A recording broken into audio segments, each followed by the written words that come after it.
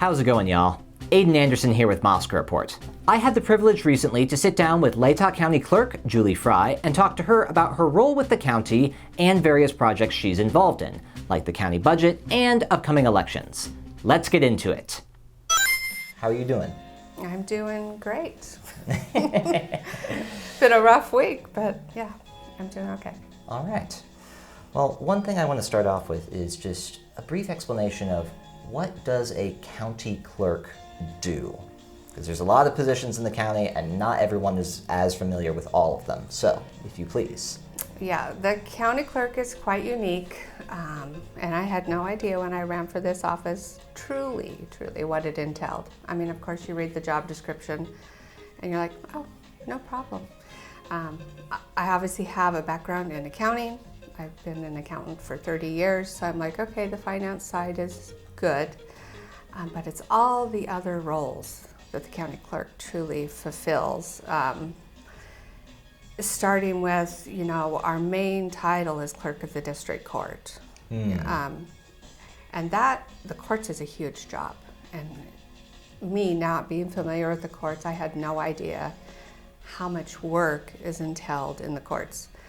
The unique thing about the county clerk is we work directly with so many of the state offices. So we work directly with the Idaho Supreme Court a lot, because that's who gives us all our directives for our courts.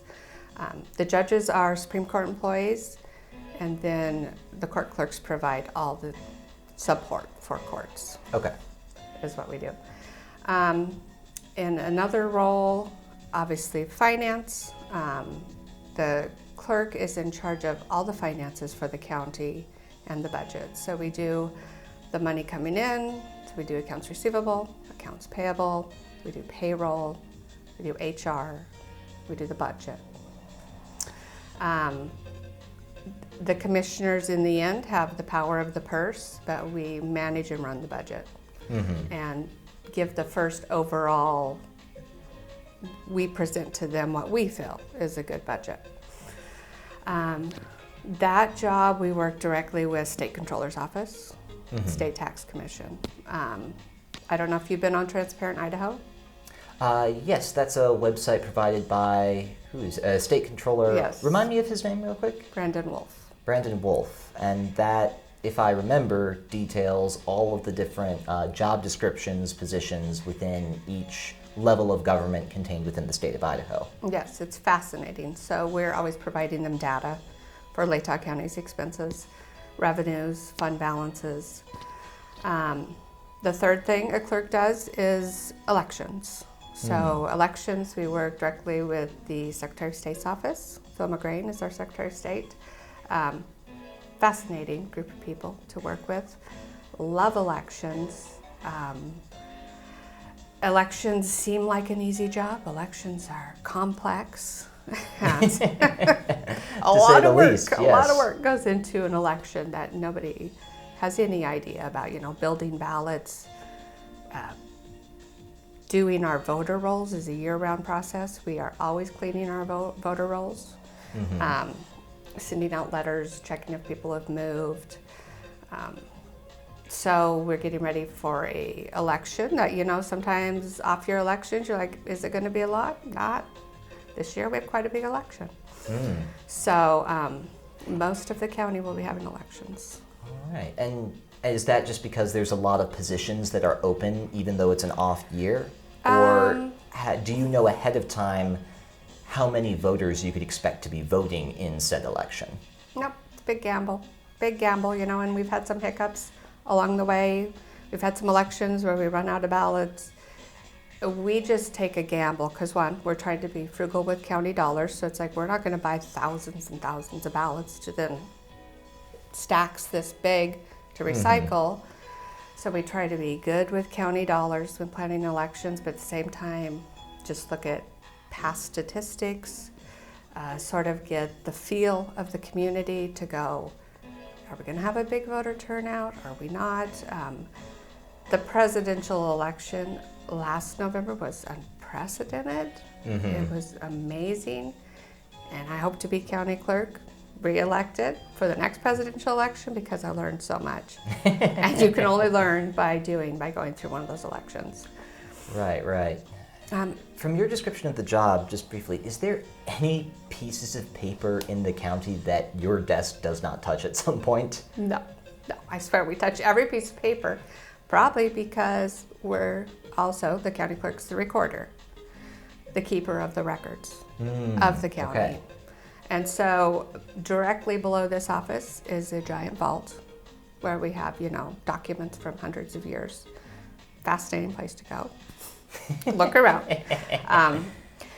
We do a lot of research, and so we've been researching. We've had some things come up with herd districts. We don't have those a lot anymore. A lot of herd districts were created in the early 1900s. And so you have to go downstairs and you're reading through, the big books of the Board of County Commissioner minutes in their, beautiful handwriting. And I can read cursive well, but it's still like, what did that say? And so we're trying to research these herd districts that were started in like 1910 and go, what did the Board of County Commissioners say? Because it's still in effect till today if it's never been repealed.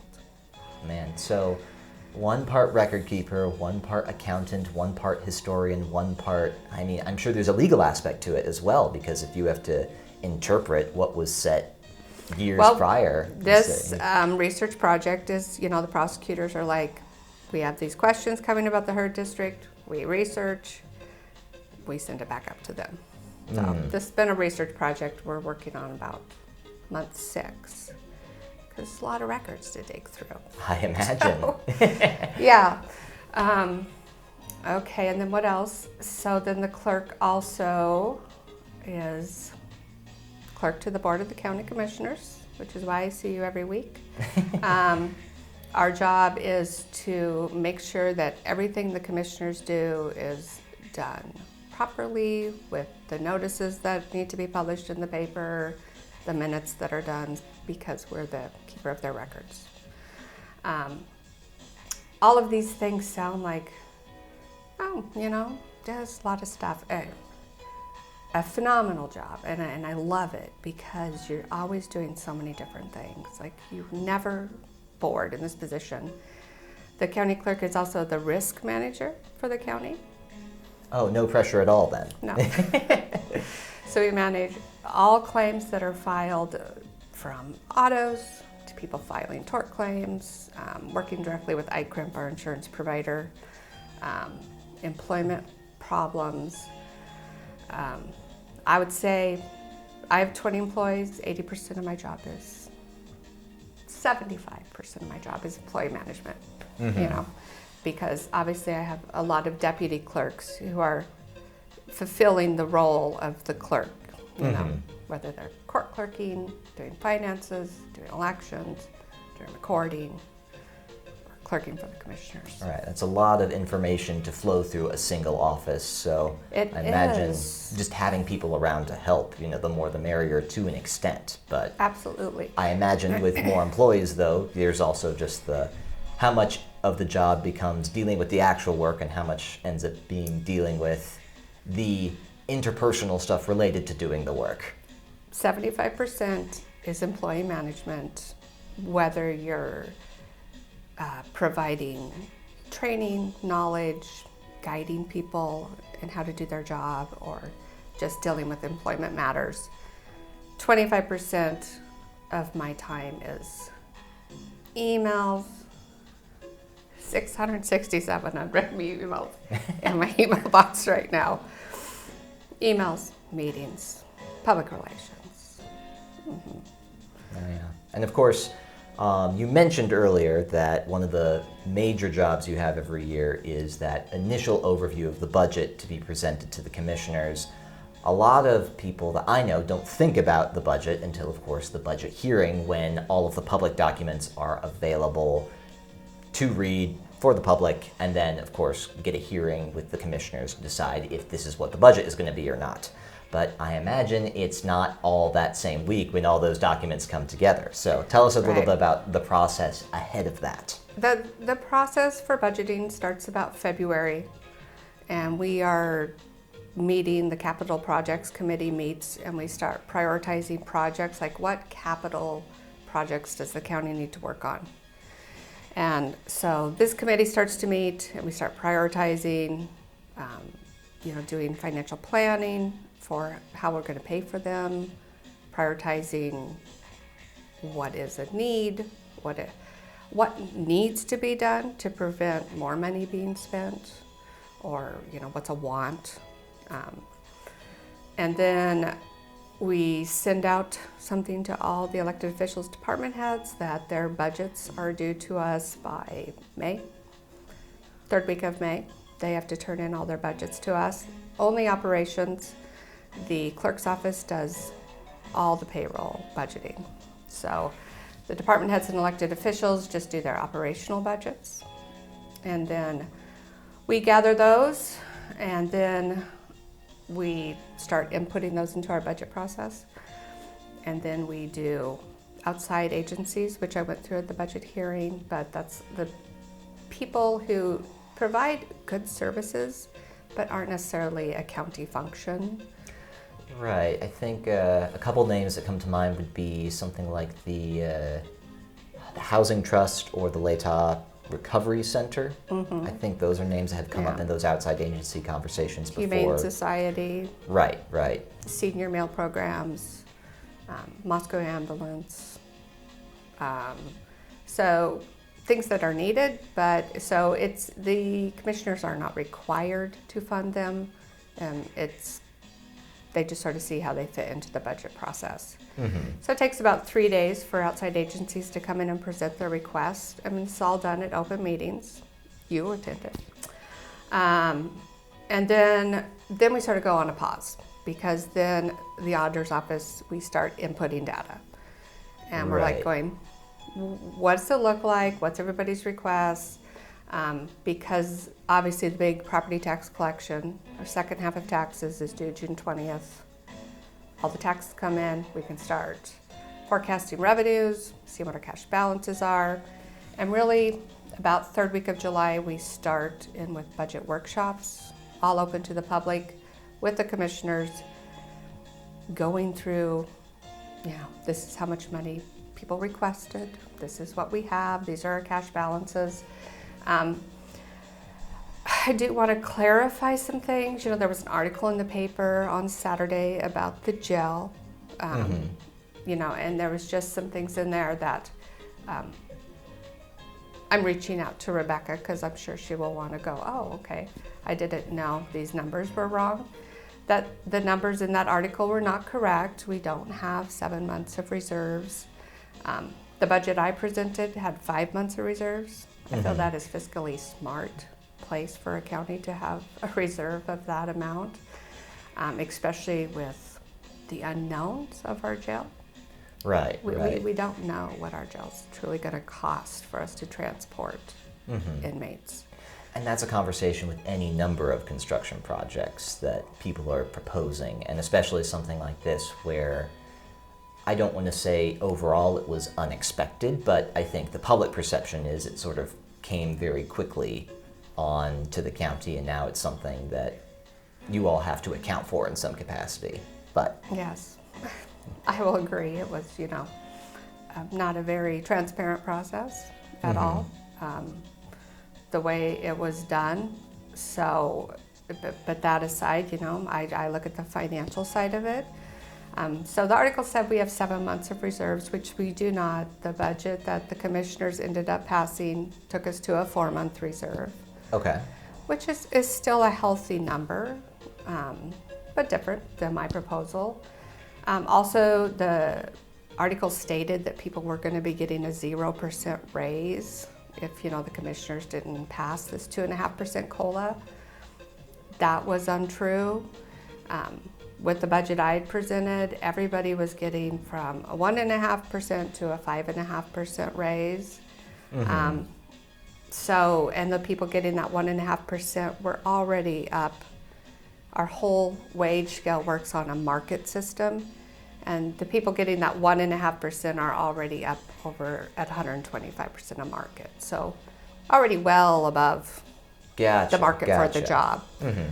And that could be a pretty hard thing to delineate just if you were looking at the conversation, because it seems like, I mean, even at the budget hearing, talking about specific numbers, and in the conversation you're sort of talking about the numbers like the COLA or the raise increases in something of a vacuum if you haven't been privy to all of the conversations relative to how the county's pay structure works and that sort of thing. Mm-hmm. So I can see where some of the confusion from any members of the public would be coming from on that front, but that is nonetheless encouraging to hear. Yes, I mean, you know, the majority of our money is spent on wages because we are a service industry. So, mm-hmm. you know, almost 60% of our budget is spent on wages and benefits. Nothing wrong with that because we provide service to residents, but we also have a duty to the taxpayer mm-hmm. who funds the county. It's a hard balancing act to go, what is fair pay, what is a living wage, and what is good for the taxpayers. So that is difficult. I'm not going to argue that. And just because you can't always afford to go give a 5% raise every year, that's unsustainable when you're talking 60% of a budget. Mm-hmm. Unsustainable doesn't mean you don't value and appreciate your employees. Mm-hmm.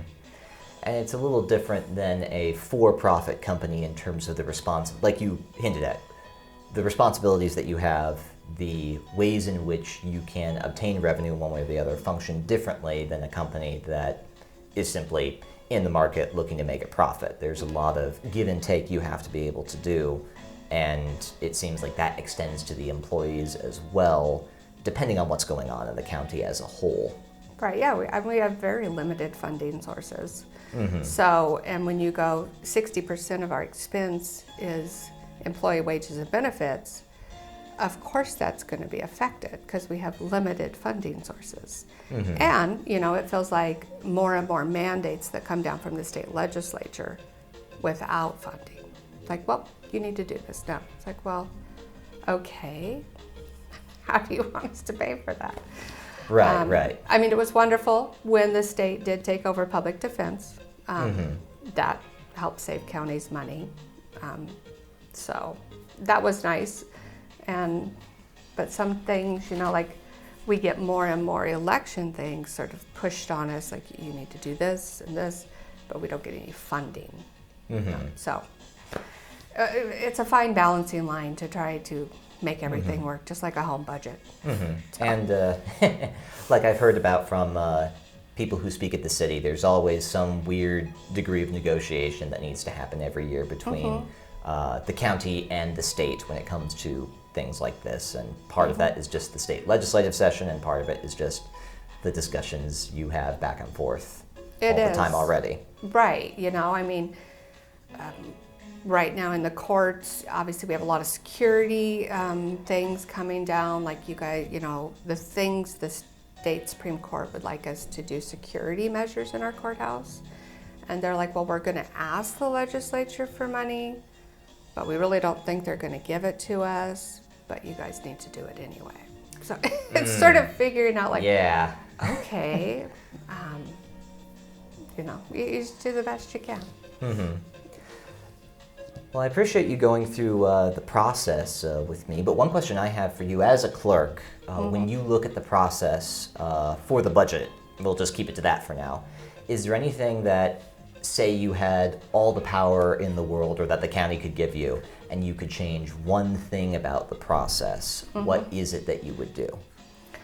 Well, I'm actually working on it. Okay, because I ran on a whole thing of going about transparency. And I want to be transparent in every process, whether it's elections, financial. I will say the county is phenomenal at doing public records requests. Most public records requests run through here. If we don't know the legality of it, we send it to the prosecutor's office. But just the speed at which the staff here, like we'll get a public records request in an hour or two, like boom, it's out the door. I think that's wonderful. That's good for transparency. I've experienced that myself firsthand. It was within 15 minutes of me leaving the office that they were able to email me the document I was looking for, Yeah. which was fantastic. So it is great. It's great. What I'm working on more than anything is getting the budget process to be more transparent, with more information out there sooner than we try after every budget hearing to put our PDF documents, everything's on the auditor's page. But I wouldn't say it's easy, you know, you're sort of digging through all these sheets. So I am working on a digital budget book that will be on the auditor's page, and you could click into it, and sort of how in my presentation I do the 10-year history. So this has the 10-year history of the county, and you can just sort of click and go, this is where the county spent money last year, sort of like an open checkbook. And this is the new budget. And I hope people will enjoy it. I think it's going to be wonderful. I started working on it last year, wanted it ready for this year's budget, but sometimes you just get sidetracked, like the presidential election. I mean, it took everybody working certainly, yes, for months on the presidential election. So you sort of get derailed. I'll say derailed, but I've already started on trying to get this budget book up and going and on the website when the process starts, like by next March. Okay. And it will be an interactive tool, sort of like Transparent Idaho. Okay, I was going to ask if that's where you were getting your inspiration, but that makes sense. Yes, yeah. So it's from a company called ClearGov, and it's all about bringing transparency to government accounting. So. Well, I do believe we're about wrapped up here, but is there anything else that the citizens of Latah County should be keeping aware of going forward, whether it's, I know you mentioned elections that are coming up this November. Are there any major changes to that they should be aware of, or anything in your arena that you can share with them? There actually has been no changes. The changes that came out of the legislature this year for elections was only our filing deadlines for candidates, which was huge for our offices. But we used to have a filing deadline ended on a Friday, and we had to have ballots printed and ready to be sent out by Monday. It was almost impossible. That makes sense. It was possible, but now we have 2 weeks between when candidates can file or pull their name to create the ballot, to then send them out, because we have to start sending out absentees by the 25th. You know, that's what I think people don't understand. See, I'm getting off on a tangent. No worries. It's what goes into a ballot. Like, they're like, okay, Moscow City Council. And they don't understand like what a ballot face is. So let's say so right now in Moscow, depending where you live, you might be voting for the cemetery, a school trustee, city council. So that's it. So those three. But some people only vote for city council. Some people only vote for a school district trustee because they're out of city limits. So that's a ballot face every time you have a change. So we have precincts that have like 3 ballot faces. I mean, there's elections, sometimes we'll have like 80 ballot faces. Right, because everybody lives in a different part of the city, and that changes who is available for you to vote for. Yes. But they all come to the same place to vote. And Yes. so that precinct has to be available to account for all of those people. Right, which is when you go vote, you might say like precinct 1 red, precinct 1 green, precinct 1 black. That's all associated with your exact address. And that's your ballot, because those are the people you get to vote on. And this is why I vote every year early, because it saves a whole heap of trouble as regards figuring out what precinct I'm supposed to go to and where that's going on. Do I have everything I need? That sort of thing. And speaking of early voting, so early voting will be here at the Latah County Courthouse starting 2 weeks before election. I don't have my calendar up, so I can't give the day. Probably October 20th. October 20th exactly. All right. Yes, so October 20th, early voting will start here at the county courthouse for countywide. Doesn't matter where you live, you can come vote here early.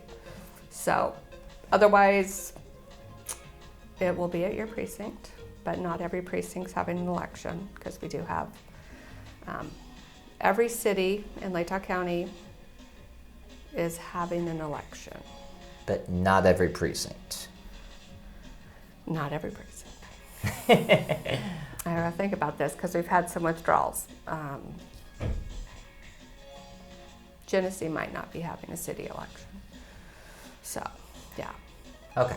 Well, I could have had those wrote down, but I don't know. one way or the other, people will be able to see who they can vote for, and if you do early voting, that'll simplify things a lot for you as far as finding out who you're voting for and where you're voting. Right, and we will be putting on the election page on Latah County website, we'll be putting up the contested elections and what precincts will have voting. So people could go there for information, be like, do I have anything to vote on? They could go there and look. Mm-hmm. Or you can always go to voteidaho.org. Right. Well, Julie, this has been a lovely time. Thank you so much for talking to us. Thank you, Aiden. Good to see you. There you have it, folks. I hope to have more conversations like this with Latah County leadership going forward. As always, we'll have the relevant links posted with this video, and if you have any questions you'd like me to ask our local officials, please send them my way. I'm Aiden Anderson with Moscow Report, and this has been an update from Latah County. We'll see you next time.